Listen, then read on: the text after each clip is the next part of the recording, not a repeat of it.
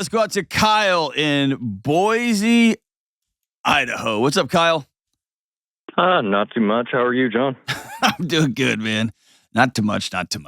What's up, man? Just a quick question of I've been with this girl for about 3 years. I don't know if I should leave.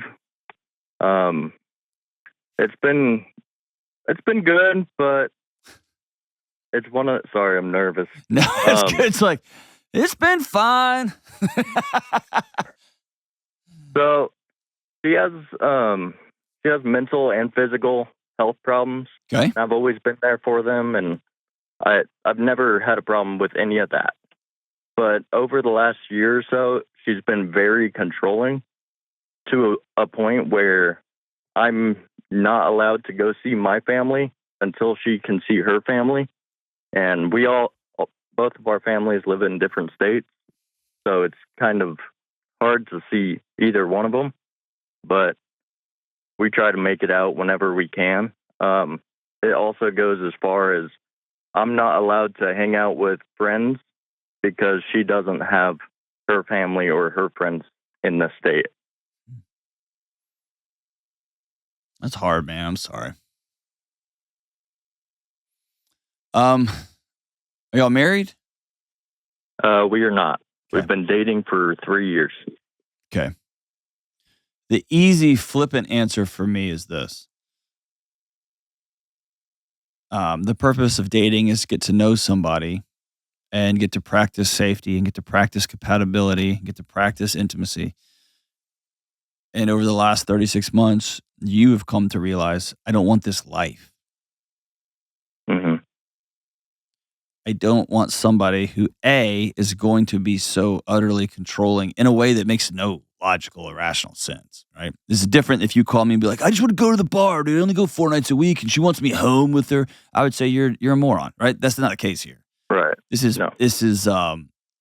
is power and control. The other side of the coin here is if you got somebody who you love, who's struggling with mental health issues and physical issues, and is not doing everything they can in their power to go get well, to do the things they need to do to be whole. Okay. Then they're ultimately making a choice for the type of relationship they want to have. So let me take anxiety, for example. I'm never going to blame anybody for having anxiety. That's your body's response. It's trying to take care of you, right? And anxiety looks like all different kinds of things to all different kinds of people. But I will hold you accountable for going to get the help you need. Mm-hmm. See what I'm saying? And so yeah. If I step back and this will sound really cold, okay? But if I step back, okay. You're in relationship with somebody who doesn't appear to be interested in doing the hard work to be as well as possible, and who is more interested in slowly exerting more and more power and control over the one person in her geographical area that's trying to love her and take care of her. Right. So what does it look like if you broke up? So let's do that thought experiment. Added on to that, I don't want to be morbid about this by any means, but we have the only loan I have and that I'm trying to get rid of, but we have an auto loan in both of our names. How much? I am primary on it. How much is it? $30,000. Sell the car, dude. But my thing is, she doesn't want to sell it. That's another thing that we disagree about is our spending. But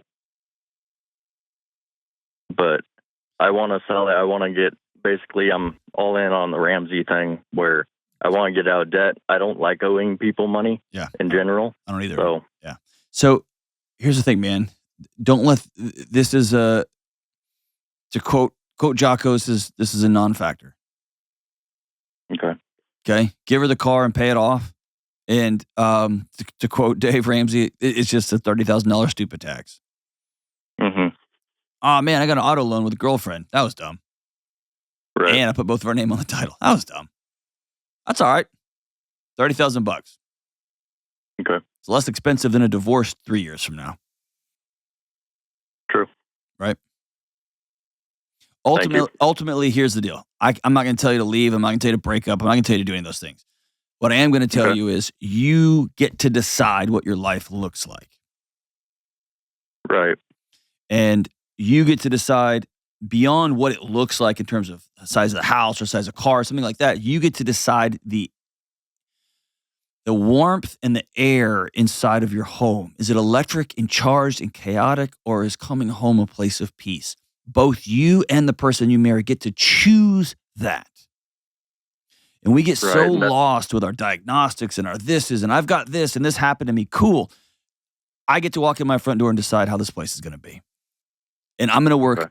every plan I can come up with. I'm going to do everything I can to create that space. And then you look at the person you're thinking about marrying and saying, will you create that space with me? And the hard part is Okay. what you're telling me is she has said, no, I'm good.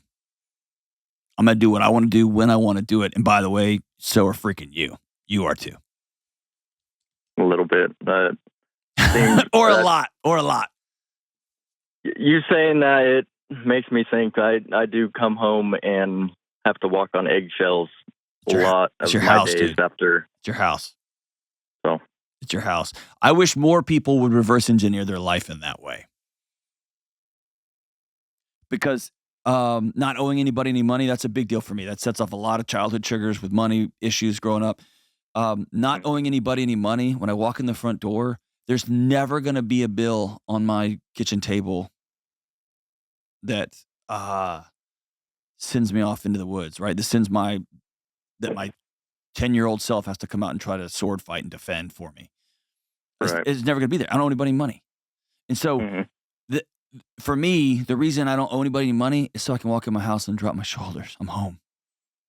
The reason I go to marriage counseling, the reason I go to counseling, the reason I am constantly trying to become a better dad is I want to walk home and I can't wait to meet my kids, because my wife and I have worked really hard to create an environment where we like our kids and they like being around us, right? You see what I'm saying? All this comes back to, I just want to walk in and drop my shoulders. And I can do that in a 1,400 square foot house, or I can do that in a 2,500 square foot house or whatever. Like the particulars for me matter less than I just want to solve for peace, and I want to solve for freedom, and I want to solve for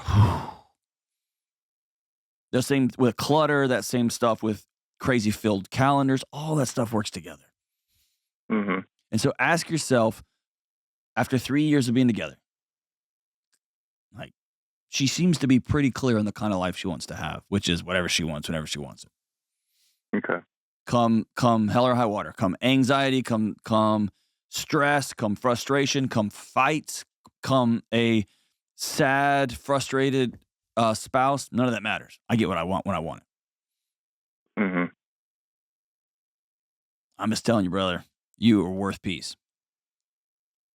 Thank you. And now it's just up to you, man. I know I'm being cavalier here and almost clinical. It's kind of cold. I understand how hard the decisions you have to make moving forward are. I get that. Very, very tough. Very tough. It's not like you're just going to waltz in today and be like, all right, we're breaking up. You have a great one. I know it's way more complex than that. And it's way, way more complex. So I'm not going to tell you to go do that. What I'm going to tell you is seek peace. Seek freedom. Seek a life when after you're out slaying dragons all day and you're working your butt off at your job, trying to navigate this wackadoo culture we have. I got one safe place. And then you look at that person you're going to marry and say, will you create a safe place with me? And now you're talking. That's legacy changing, my friend. Thanks for the call, Kyle.